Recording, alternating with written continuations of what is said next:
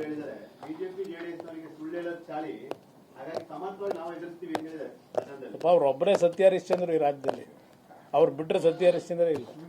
ಸತ್ಯ ಹರಿಶ್ಚಂದ್ರ ಹೋಗ್ಬೇಕಾದ್ರೆ ಕಾಡಿಗೆ ಸಿದ್ದರಾಮಯ್ಯನ ಉಂಡಿ ಮೇಲೆ ಹೋಗಿದ್ದು. ಅದರಿಂದ ಸಿದ್ದರಾಮಯ್ಯನವರು ಪಾಪ ಅವರೊಬ್ಬರೇ ಈ ರಾಜ್ಯದ ಸತ್ಯ ಹರಿಶ್ಚಂದ್ರ ಇದ್ರು, ನಾವೆಲ್ಲ ಸುಳ್ಳುಗಾರ. ಈಗ ಅವ್ರು ಯಾಕೆ ಹೇಳ್ತಾ ಇದ್ದಾರೆ, ಸುಳ್ಳು ಹೇಳ್ತಾ ಇದ್ದಾರೆ ಅಂದ್ರೆ ಡಿಕೆ ಯಾಕೆ ಹೇಳ್ತಾರೆ ಸತ್ಯವೇ ನಮ್ಮ ತಾಯಿ ತಂದೆ ಅಂತ ಅವ್ರು ಯಾಕೆ ಹೇಳ್ತಾ ಇದ್ದಾರೆ?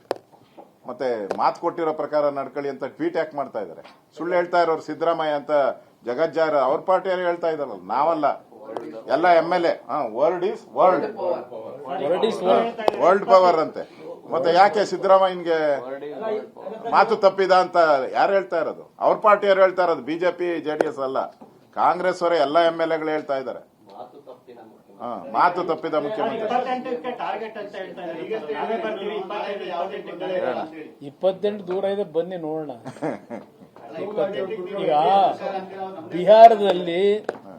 ಬಿಹಾರದಲ್ಲಿ ಲಲ್ಲು ಪ್ರಸಾದ್ ಅವ್ರ ಮಗ ತೇಜಸ್ವಿ ಯಾದವ್ 18ನೇ ತಾರೀಕು ಓದ್ ತಗೋತೀನಿ ಅಂತ ಹೇಳಿ ಮೊದಲೇ ಘೋಷಣೆ ಮಾಡಿಬಿಟ್ರು. ಈ ಸಲ ನಮ್ಮದೇ ಸರ್ಕಾರ 18ನೇ ತಾರೀಕು ಓದ್ಗೂ ಡೇಟ್ನು ತೀರ್ಮಾನ ಮಾಡಿದ್ದೀನಿ ಅಂತ ಹೇಳಿದ್ರು. ಅದೇ ತರ ಇವರು ಪಾಪ ಯಾವುದೋ ಭ್ರಮಾಲೋಕದಲ್ಲಿ ಏನು ಕಳೆದ 2.5 ವರ್ಷ ರಾಜ್ಯದ ಅಭಿವೃದ್ಧಿ ಮಾಡಿ ಜನ ಅಯ್ಯೋ ಮತ್ತೆ ಚುನಾವಣೆ ಬಂದ್ರೆ ಇವ್ರನ್ನೇ ಗೆಲ್ಲಿಸಬೇಕು ಅಂತ ಕಾಯ್ತಾವ್ರೆ. ಅದಕ್ಕೆ ಅವ್ರು ಅಂಬಡ್ತಲ್ಲ. ಅದರ ಬಗ್ಗೆನೂ ಚರ್ಚೆ ಮಾಡಿದೀವಿ. ಸ್ಥಳೀಯ ಸಂಸ್ಥೆ ಚುನಾವಣೆಯಲ್ಲೂ ಆದಷ್ಟು ನಾವು ಒಂದು ಸಮನ್ವಯ ಸಮಿತಿ ಮುಖಾಂತರವೇ ಎಲ್ಲಾ ಜಿಲ್ಲೆನಲ್ಲೂ ಒಂದು ಕೋಆರ್ಡಿನೇಷನ್ ತರಬೇಕು ಅಂತಕ್ಕಂಥದ್ದಕ್ಕೂ ಇವತ್ತು ಚರ್ಚೆ ಮಾಡಿದ್ದೀವಿ. ಬೆಳಗಾವಿ ಅಧಿವೇಶನದ ನಂತರ ನಾವು ಕೂತು ಎರಡೂ ಪಕ್ಷಗಳು ತೀರ್ಮಾನ